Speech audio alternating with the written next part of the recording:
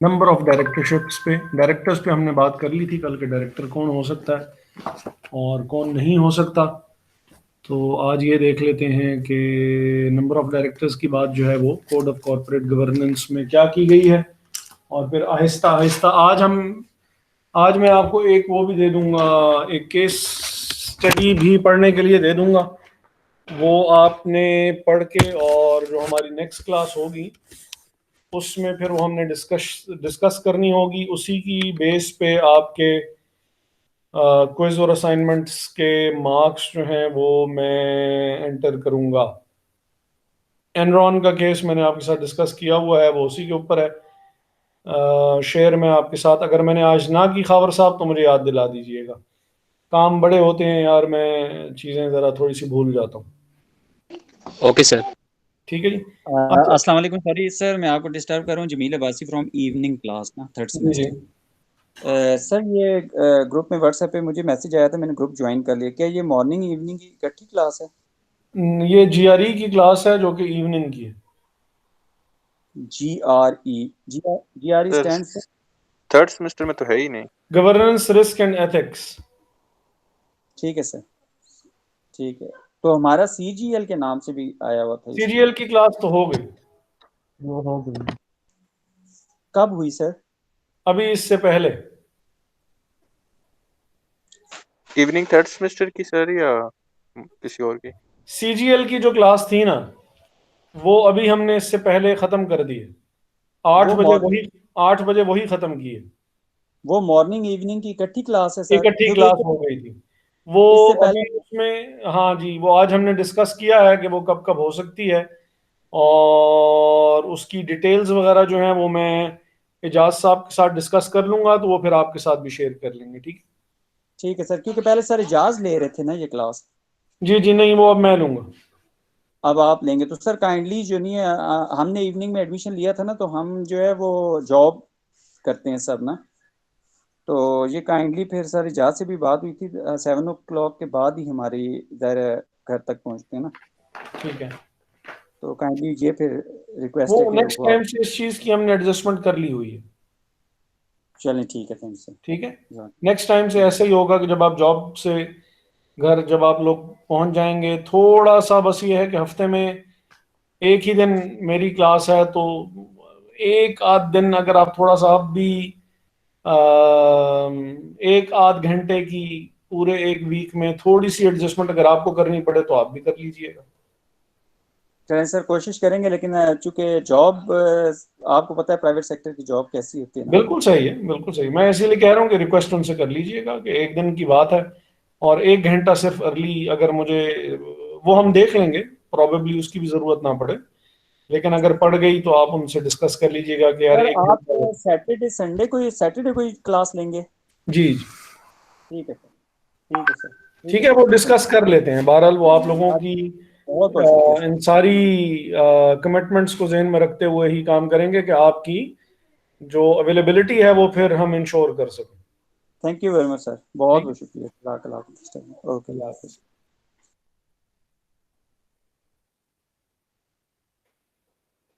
जी, कोई और तो नहीं रह गया जो सीजीएल का हो?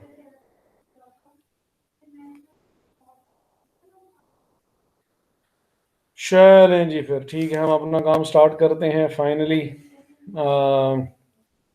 No person shall be elected or nominated or hold office as a director of a listed company, including as an alternate director or of more than 5 listed companies simultaneously. अब ये चीज़ हमने वहाँ नहीं पढ़ी थी कि वो जो डायरेक्टर्स हमने कंपनीज ऑर्डिनेंस में देखा था कि किस किस बंदे को जो है वो आप डायरेक्टर के तौर पे रख सकते हैं। तो उसमें हमने ये जो नंबर ऑफ कंपनीज में की जो लिस्ट के से हिसाब से जो डी बार करने वाला चक्कर है,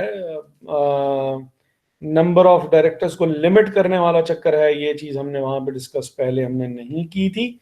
लेकिन बहरहाल कोड ऑफ कॉरपोरेट गवर्नेंस में जो कि हमारे पास इस वक्त 2017 की रिवीजन जो है वो मौजूद है, उसमें उन्होंने कहा कि कोई भी ऐसा बंदा इलेक्ट या नॉमिनेट नहीं हो सकता। अभी दोनों डिफरेंट चीज़ें हैं। इलेक्ट कौन कर सकता है डायरेक्टर को? कौन बताएगा जी? इलेक्शन डायरेक्टर्स को elect sir share holder. Sir share holders कर सकते हैं। ऑब्वियसली शेयर होल्डर्स कर सकते हैं। और नॉमिनेट कौन कर सकता है? Sir board of director. Creditors nominate कर सकते हैं, कोई बंदा अपना बोर्ड ऑफ डायरेक्टर्स के ऊपर एज अ डायरेक्टर नॉमिनेट हो सकता है। गवर्नमेंट अपना को बंदा नॉमिनेट कर सकती है। तो कह रहे हैं कि कोई भी ऐसा बंदा इलेक्ट या नॉमिनेट नहीं हो सकता कि वो डायरेक्टर का ऑफिस होल्ड करे ऑफ अ लिस्टेड कंपनी। अब ये जो जो बात हो रही है ये लिस्टेड कंपनी के साथ मखसूस है। इसका मतलब है कि ये बात जो पब्लिक लिमिटेड कंपनीज हैं इन जर्नल उनके ऊपर अप्लाई नहीं होगी। उनमें अगर ये काम होना चाहे पांच कंपनीज का साइमल्टेनियसली होना चाहे हो सकता है। लिस्टेड कंपनीज में ये काम नहीं हो सकता। प्राइवेट कंपनीज में होना चाहे कर सकते हैं, लिस्टेड कंपनीज में ये काम नहीं हो सकता है। ठीक है जी। मोर देन 5 लिस्टेड कंपनीज का साइमल्टेनियसली इकट्ठे एक ही वक्त में 5 लिस्टेड कंपनीज का एक ही बंदा इलेक्ट या नॉमिनेट डायरेक्टर के तौर पे नहीं हो सकता है। Provided that while calculating this limit, the directorship in the listed subsidiaries of a listed holding company shall be excluded. Listed companies, listed subsidiaries इस कैलकुलेशन में शामिल नहीं है। Provided further that the said limit on directorship shall be effective when the board shall be reconstituted not later than expiry of its current term or 1 year of the effective date of these regulations, whichever is earlier. अभी time frame भी बता दिया उन्होंने कि next election से या इस code of corporate governance के लागू होने के 1 साल के अंदर अंदर जो भी पहले सिचुएशन आ जाए उससे ये चीज़ जो होगी, मसलन कहने का मकसद ये है कि डायरेक्टर्स का इलेक्शन बिल्कुल अभी अभी हुआ है और अब 3 साल बाद होगा, तो ये 3 साल तक तो ये चीज़ नहीं हो सकती कि नेक्स्ट इलेक्शन तक इन रूल्स को हम पोस्टपोन कर दें। अगर अगला इलेक्शन 3 साल उसमें देर है तो फिर क्या होगा कि अगर ये 2017 में ये आया है, 31 दिसंबर 2017 को अगर ये हुआ है तो 31 दिसंबर 2018 1 साल का टाइम है। उसके बाद ये रेगुलेशंस लागू हो जाएंगी। हर वो बंदा जो कि साइमल्टेनियसली 5 लिस्टेड कंपनीज के बोर्ड ऑफ डायरेक्टर्स पे मौजूद है उसको वहां से निकाल बाहर किया जाएगा, या उसको कोई ना कोई चीज एक ना एक कंपनी तो डेफिनेटली उसको छोड़नी ही पड़ेगी। प्रोवाइडेड फर्दर दैट दिस, अच्छा ये तो खैर। अब नेक्स्ट बात जो उन्होंने की कि diversity on in board, the board of directors shall comprise of members having the core competencies, diversity, requisite skill, knowledge, experience, and fulfills any other criteria relevant in the context of the company. जो भी बंदा होगा उसके अंदर यानी obviously competent बंदा होना चाहिए, डिफरेंट फंक्शंस के बंदे होने चाहिए, मार्केटिंग का बंदा भी होना चाहिए, ऑडिट वाला भी होना चाहिए, सप्लाई चेन वाले भी होने चाहिए, एचआर वाले भी होने चाहिए ताकि वो कॉम्पनसेशन वगैरह को देख सकें, क्योंकि इस पे भी काफ़ी बड़े बड़े घपले जो है वो होते रहे हैं और वो हम पढ़ेंगे भी कि कैसे होते रहे हैं। ऑडिट वाले भी होने चाहिए क्योंकि इसमें भी बड़े बड़े घपले होते रहे हैं और हम पढ़ेंगे भी कि कैसे होते रहे हैं। तो ये डिफरेंट उसके फंक्शंस के बंदे अगर आप बोर्ड ऑफ डायरेक्टर्स पे बिठाएंगे तो ऑब्वियसली फिर क्या होगा कि बैलेंस्ड बोर्ड एक क्रिएट होगा और उसकी वजह से चेक्स एंड बैलेंसेस जो होंगे वो बेहतर तौर पे इम्प्लीमेंट किए जा सकते होंगे। Representation of the minority share holders, the minority members as a class shall be facilitated to contest election of the directors by proxy solicitation for which purpose the listed companies shall annex to the. ये minority share holders कौन होते हैं वैसे, कोई बता सकता है?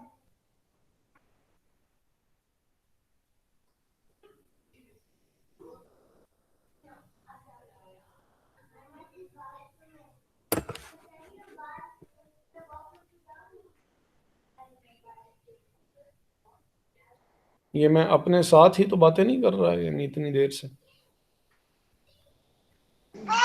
नहीं सर, हम मौजूद हैं। नहीं सर। अच्छा, तो माइनॉरिटी शेयर होल्डर्स का नहीं पता कि क्या होते हैं? सर जिनके पास कम शेयर हो, कम भी। और सर एक वो भी शेयर होते हैं ना जिनके पास वोटिंग पावर कम होता है, जिसके पास वैसा। फरुख शहजाद साहब, माइनॉरिटी शेयर होल्डर्स क्या होते हैं?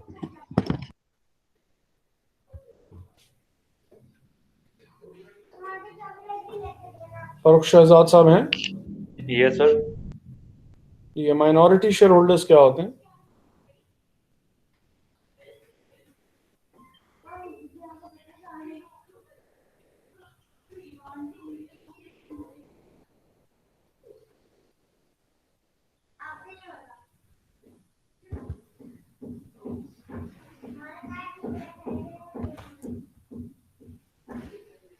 Sir minority share holder. हाँ जी। सर मिनॉरिटी शेयर होल्डर वो होता है लेस देन, मतलब के 50% हो, उनको यार ये मिनॉरिटी तो शेयर हम अच्छा होल्डर कहते हैं। खासा पढ़ चुके हैं अपना कुद्दूस।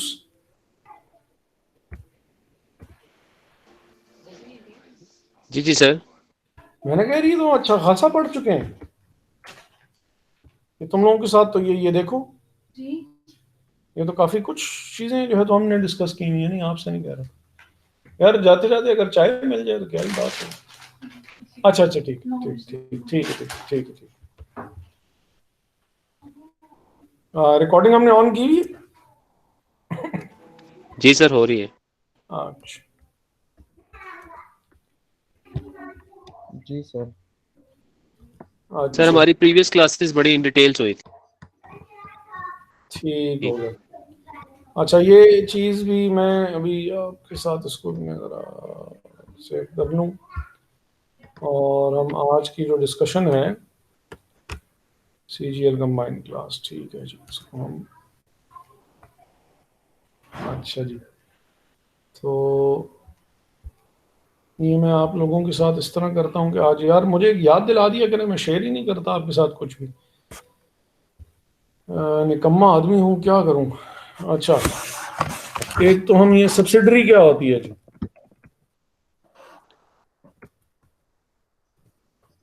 ये तो सबको पता ही होगा।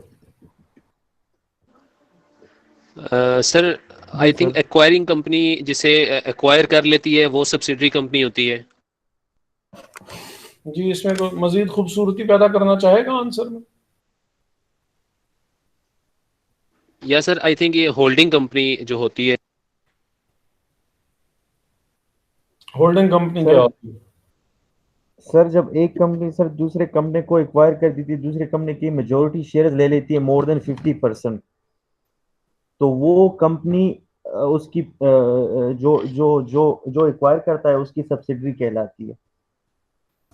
A company which is controlled by by parent company. a parent और a holding company, उसको हम क्या कहते हैं? पेरेंट और होल्डिंग कंपनी, उसको हम सब्सिडरी। सब्सिडरी कहते हैं। अब कंट्रोलिंग में यूजुअली जरूरी नहीं है कि मोर देन 50% हो, लेकिन बहरहाल as a general rule, as a general principle, अगर आप ये चीज समझना चाहें कि अगर आप किसी कंपनी के मोर देन 50% शेयर्स परचेज कर लेते हैं,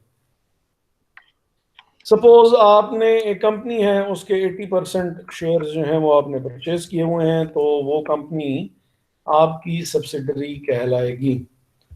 और ऐसी कंपनी को जिसने परचेज किया हुआ है, company which which controls the holding company is the company which controls the subsidiary company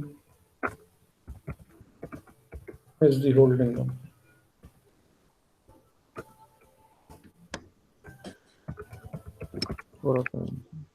अच्छा जी, अब ये जो कंपनी है जिसमें आपने 80% शेयर्स लिए हुए हैं, इस कंपनी के वो शेयर होल्डर्स जिनके शेयर्स आपने नहीं खरीदे हुए, उनको माइनॉरिटी शेयर होल्डर्स कहा जाता है। Those percentage of shareholders whose shares were not bought by the holding company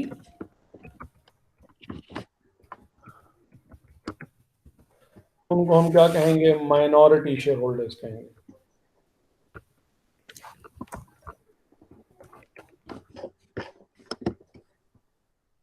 ठीक है जी।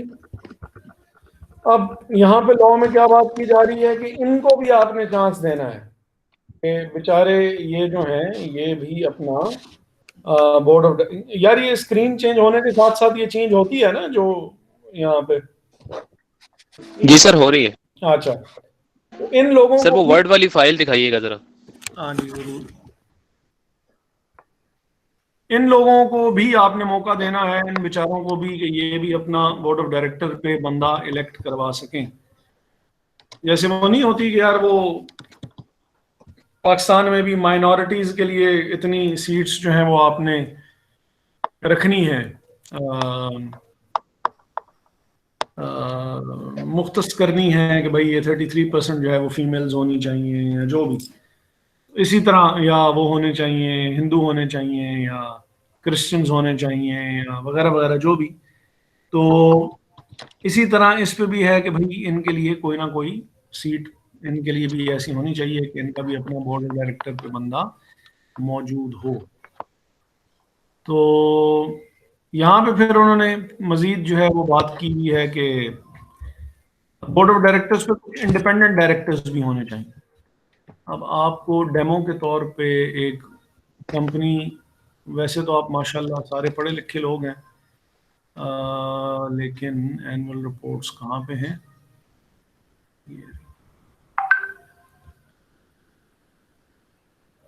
अच्छा जी, हम यहाँ से कोई भी फौजी फर्टिलाइजर कहीं पे नहीं है।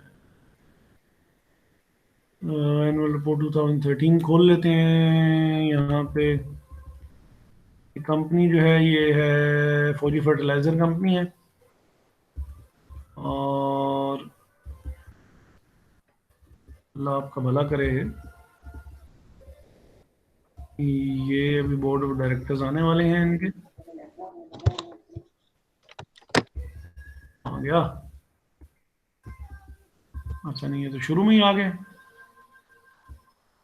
बोर्ड ऑफ डायरेक्टर्स की कमेटीज कहाँ पे?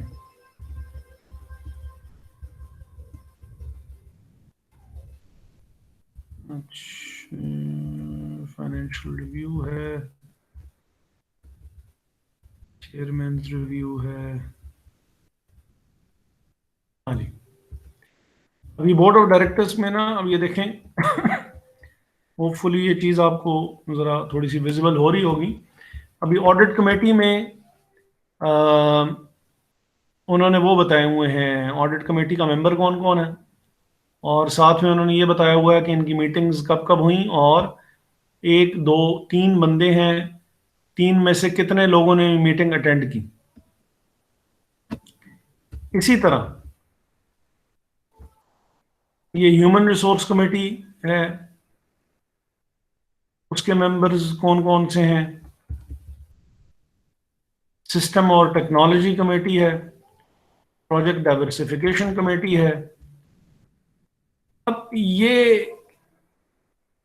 Executive committee, business strategy committee, CSR committee, ये सारे वो लोग हैं जो कि अपनी अपनी फील्ड के अपनी अपनी फील्ड के जो हैं वो माहिर लोग होंगे। और ये सारे के सारे जो जिनका नाम यहाँ पे दिया हुआ है, ये सारे के सारे कंपनी के बोर्ड ऑफ यानी कंपनी के एग्जीक्यूटिव डायरेक्टर्स नहीं है, यानी वो लोग नहीं है जो कि कंपनी के पेरोल पे हैं और कंपनी को मेजॉरिटी ऑफ देयर टाइम जो है ये एलोकेट करते हैं कंपनी को। ऐसी बात नहीं है। इनमें से कुछ लोग ऐसे होंगे जो कि एग्जीक्यूटिव डायरेक्टर्स होंगे, कुछ ऐसे होंगे जो कि इंडिपेंडेंट डायरेक्टर्स होंगे, जो कि जिनका कंपनी के साथ जो है वो ताल्लुक डायरेक्टली नहीं होना चाहिए और नहीं होगा। तो अब ऐसे बंदों के बारे में जो है वो उन्होंने कोड ऑफ कॉर्पोरेट गवर्नेंस ने हमें क्या बताया है कि इंडिपेंडेंट डायरेक्टर कौन है, और वो इन्हीं कमेटीज में होगा कि the independent directors of each listed company shall not be less than 2 members or 1/3 of the total members of the board, whichever is higher. Provided that for the purpose of electing independent directors, the board shall be reconstituted not later than expiry. अब ये उन्होंने वही वाली बात कर दी कि ये जो हम रूल्स बना रहे हैं, ये रूल्स एप्लीकेबल कब से होंगे और कब से होने चाहिए। तो गाजी बेटा आप हो?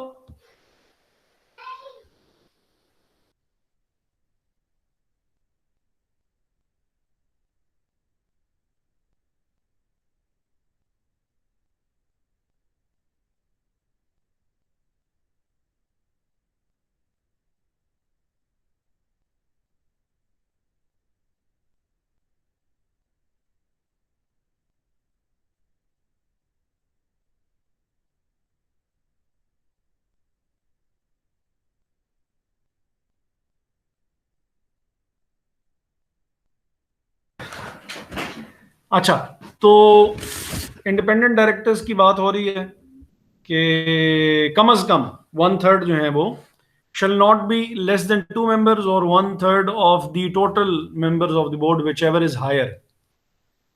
के 1/3 तो होने चाहिए या जो भी, अगर वो है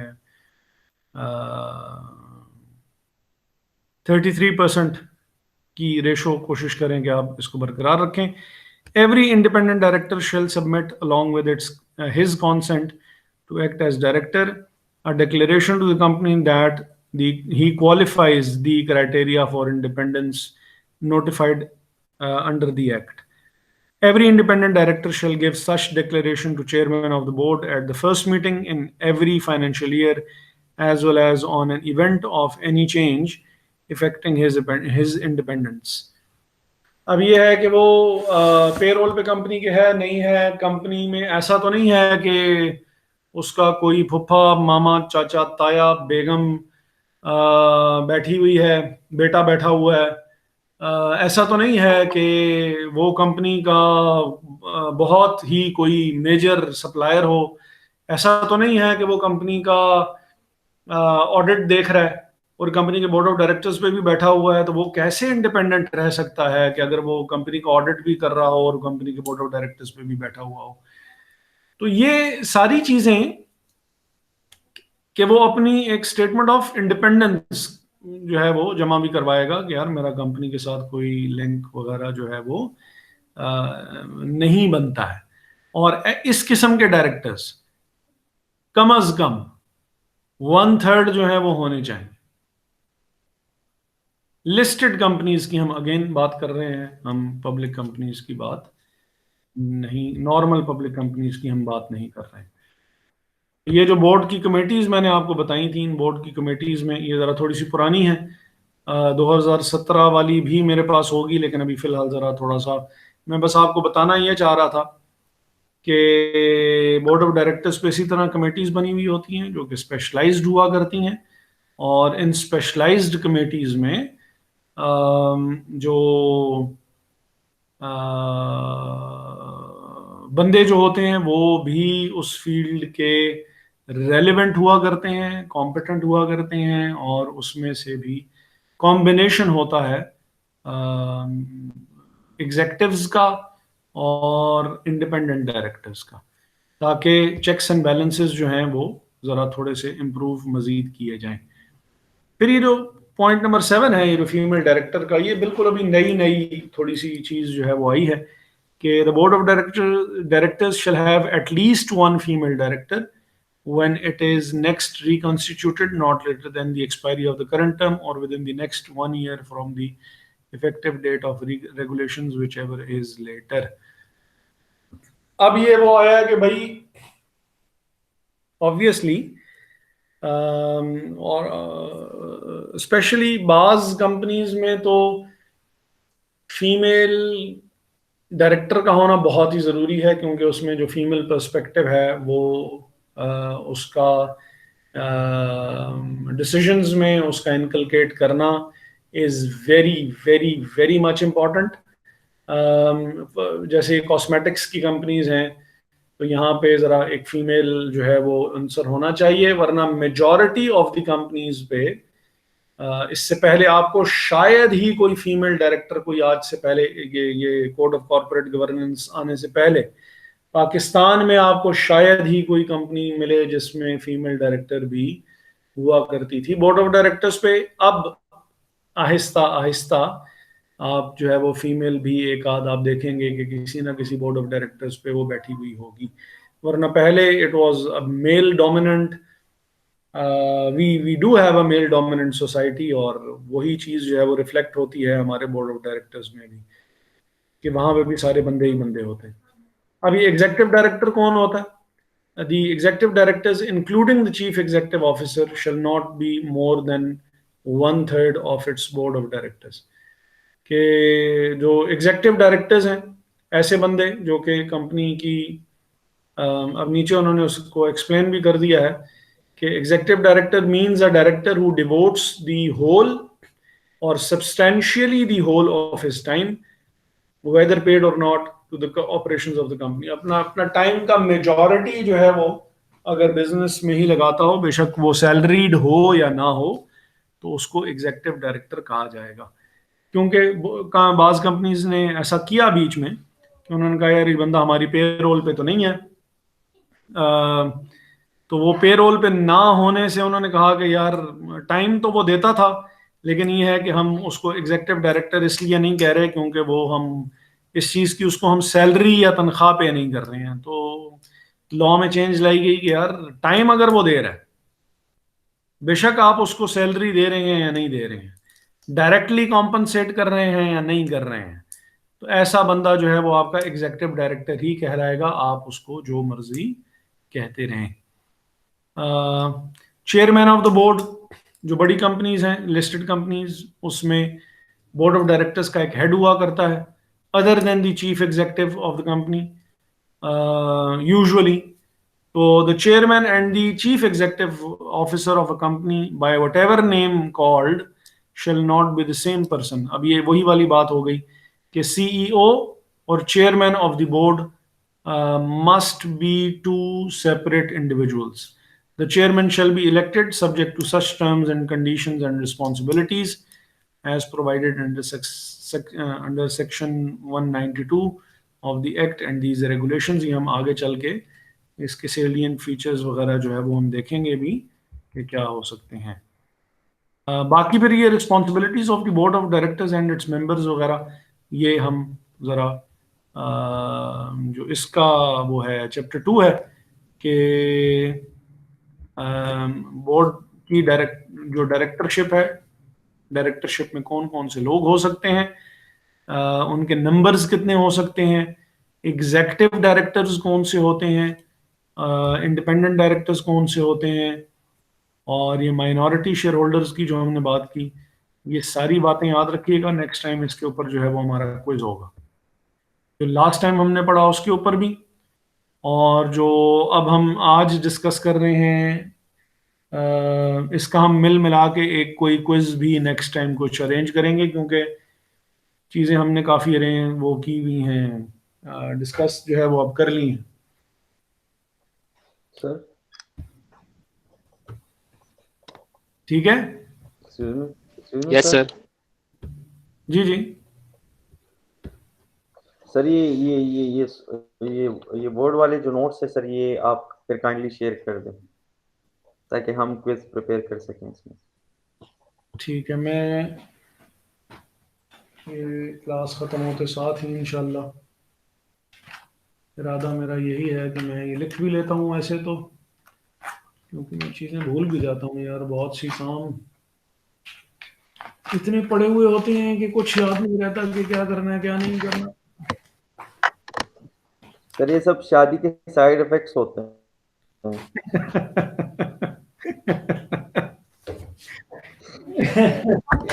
इसमें तो कोई शक नहीं है खैर, कि सारे जो है वो शदीद तरीन साइड इफ़ेक्ट्स हैं, लेकिन उसके अलावा भी बस यार आजकल असल में वो साले की भी शादी आने वाली है 6 दिसंबर को, तो आप मेरी मजबूरी समझ ही सकते हैं। और सर तो ये साला भी सर शादी के साइड इफेक्ट्स के साथ आता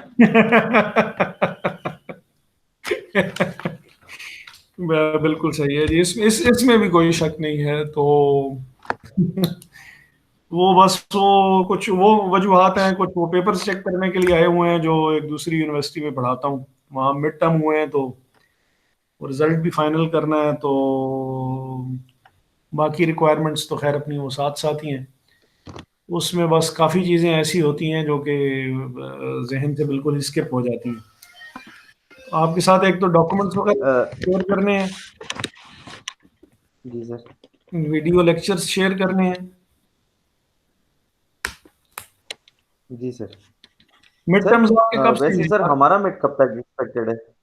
या मैं अभी बिल्कुल आपने मेरे मुंह की बात छीन ली, अभी बिल्कुल मैंने आपसे सवाल किया करने लगा था कि मिड टर्म्स कब हैं। सर ये तो हमें नहीं पता। अच्छा, मुझे भी नहीं पता यार। मेरे ख्याल में सर आपको बताया हुआ कि तब तक जो कोर्स है जब तक खत्म करना है तब तक, उसके बाद ही मतलब वही डेडलाइन हो। चलें वो देख लेते हैं। अभी तक वैसे हमने जो अभी तक की जो चीज़ें डिस्कस की हैं आज तक की, वो मैं आप लोगों के साथ ज़रूर शेयर कर लेता हूँ ताकि आपको चीज़ प्रिपेयर करने में थोड़ी सी आसानी रहे। एक तो डॉक्यूमेंट्स, वीडियो लेक्चर्स और केस स्टडी भी आपके साथ में जी सर। शेयर करूंगा। केस स्टडी यार पढ़ के ज़रूर आइएगा। अच्छा, एक तो हमने ये सर केस कंपनी स्टडी किसकी? जी, कौन सी? ये एनरॉन की है। ये तकरीबन पेज हैं,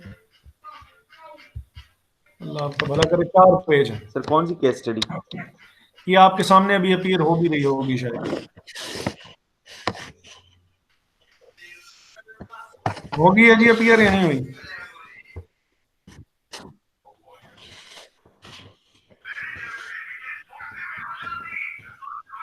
ये अपीयर हुई है। जी सर। अच्छा, ये 4 पेज हैं तो आपने ये पढ़ने होंगे, रटा नहीं लगाना, पढ़ना है इसको। और फिर ये हमने इसमें जो इसकी इम्प्लीकेशंस वगैरह हैं या जो इसके अंदर की बातें हैं वो फिर हम साथ साथ फिर डिस्कस करेंगे नेक्स्ट टाइम। लेकिन पढ़ के आए हुए होंगे तो मुझे पता होगा कि आप पढ़ के आए हैं, तो उसी की बेस पे फिर ये है कि हम मार्क्स वगैरह और वो भी। एक तो हमने कंपनीज एक्ट में ये डायरेक्टर्स वाली जो चीजें थी ना, जो कि डायरेक्टर कौन कौन हो सकता है और कौन कौन नहीं हो सकता, एक तो हमने ये पढ़ा था। एक तो आपके साथ मैं ये शेयर कर लूंगा।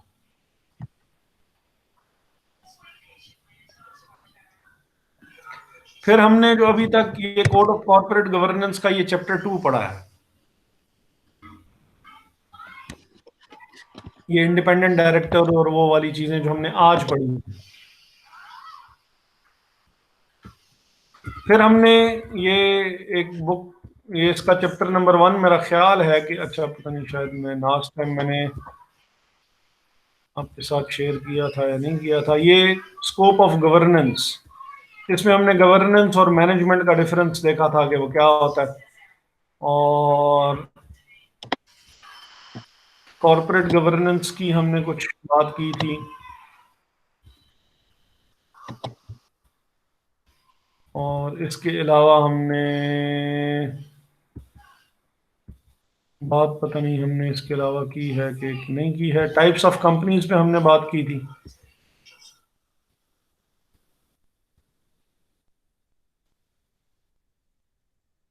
यहां तक हमने डिस्कस किया हुआ है। कॉन्सेप्ट ऑफ गुड गवर्नेंस से आगे जो है वो फिर हमने बात नहीं की है, ये फिर हम अपने नेक्स्ट लेक्चर में जो है वो हम डिस्कस करेंगे। हमने इसके अलावा जो है वो फिर वो जो शेयर्स और वो कितनी टाइप्स के हो सकते हैं और कंपनीज क्या हो सकती हैं, जो कि आज हमने सीजीएल में भी रिपीट कर ली है, वो चीजें लास्ट टाइम फिर हमने डिस्कस की थी। शेयर्स किस किस्म के हो सकते हैं, डायरेक्टर्स पे फिर बात हमने लास्ट टाइम की थी, डायरेक्टर्स किस किस्म के हो सकते हैं उस पर भी हमारी लास्ट टाइम जो है वो बात हुई थी। तो ये वो चीजें हैं जो कि मैं आपके साथ शेयर करूंगा, आप लोगों ने इसको जरा पढ़ लेना है। और केस स्टडी जो है वो नेक्स्ट टाइम जरूर पढ़ के आइएगा, ताकि वो जो हमारे इसका एसेंस है कि ये कोर्स जो है हम पढ़ रहे हैं ये क्यों पढ़ रहे हैं। पहले इस तरह बोर्ड ऑफ डायरेक्टर्स पे कमेटीज नहीं हुआ करती थी जैसे अब है, तो ये कमेटीज बनाने की जरूरत महसूस क्यों हुई लॉ मेकर्स को, क्यों जरूरत महसूस हुई कि यार ऑडिट पार्टनर रोटेट होना चाहिए हर कुछ अरसे बाद, और एक ही ऑडिटर से आपने मुतवातिर आपने जो है वो नहीं करवाना ऑडिट, क्यों इस चीज की जरूरत महसूस की गई। कोड ऑफ कॉरपोरेट गवर्नेंस था भी नहीं पाकिस्तान में, 2002 में ये क्यों वजूद में लाया गया। तो ये वो सारी चीजें हैं जो कि ये केस स्टडीज में इनडायरेक्टली बैकग्राउंड हमारे जो कोर्स का है वो ये प्रोवाइड कर रहे हैं। और कोशिश करेंगे कि मिड टर्म या फाइनल में ये जो हम केस स्टडीज पढ़ रहे होंगे इसमें से कोई ना कोई एक केस स्टडी जो है वो हम डेफिनेटली शामिल भी करेंगे पेपर में भी, ठीक है। मिड टर्म में तो चलें फिलहाल के लिए हम जरा छोड़ देते हैं। मिड टर्म में इस तरह करेंगे कि यही जो चीज़ें हम पढ़ते जा रहे हैं ये साथ साथ हम नोट करते जाएंगे, क्या क्या चीज़ पढ़ी हुई है, किधर किधर से आपने चीज़ पढ़नी है वो आपको बता दिया जाएगा, उसी के हिसाब से पेपर हम बना लेंगे। फाइनल में फिर बहरहाल हमने केस स्टडीज शामिल करनी है, ठीक है। लेकिन ज़्यादा घबराने या परेशान होने की ज़रूरत नहीं है। जी सर। वो पता नहीं मैंने आपके साथ जिक्र किया है कि नहीं किया है कि मुझसे फेल होने के लिए जो है वो 2 कंडीशंस बहुत सख्त ज़रूरी हैं। बताएंगी है कि नहीं बताएंगी? नहीं बताएंगी। पहली बात तो ये है कि आप दुनिया के नहीं बताई मनहूस सर। आदमी हो तो फिर ठीक है आप फेल हो सकते हैं। नंबर 2, आपने बचपन में माँ बाप से बहुत शदीद बद्दुआएं ली हों तो फिर आप मुझसे फेल हो सकते हैं। वरना आज तक, हाँ वैसे एक तीसरी कंडीशन भी है कि आप जो है वो बजिद हो जाएं कि मुझे फेल करके दिखा दें। ये कैसे होता है ये पता है?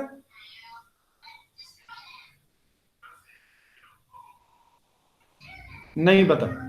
पेपर खाली छोड़ पेपर खाली छोड़ दिया जाए तो अब ऑब्वियसली फिर नहीं मैं सर। कुछ कर नहीं सकता हूं, तो अदर देन दैट इंशाल्लाह फेल आप नहीं होंगे और ना को मार्क्स शार्क्स आपके इंशाल्लाह बुरी आने लगे हैं। लेकिन मैं बस एक्सपेक्ट ये करूंगा, जो मेरी एक्सपेक्टेशन है, ख्वाहिश है, दरख्वास्त है, अपील है कि जो चीज़ हम क्लास में डिस्कस कर लिया करें ना, प्लीज़ वो याद ज़रूर रखा करें कि यार क्या क्या चीज़ क्लास में डिस्कस, मिनिमम ये है कि क्लास में डिस्कस हुई हुई चीज़ें ज़रूर याद रखा करें कि हमने क्लास में डिस्कस क्या क्या कुछ किया। बाकी पढ़ना ना पढ़ना, आप भी सारे जॉब वाले हैं, आई डू अंडरस्टैंड, फैमिलीज वाले भी हैं, जॉब वाले भी हैं, अपने मसले हैं आजकल। पढ़ने का टाइम ज़रा थोड़ा बहुत ऊपर नीचे हो जाता है, कभी मिलता है कभी नहीं मिलता। लेकिन प्लीज़ जो चीज़ क्लास में डिस्कस हुआ करे वो ज़रूर याद रखा करें, ठीक है। चलें आज के लिए फिर काफ़ी है, मैं ये आपके साथ डॉक्यूमेंट्स वगैरह इंशाल्लाह शेयर सर। करता हूँ। ओके। Okay sir.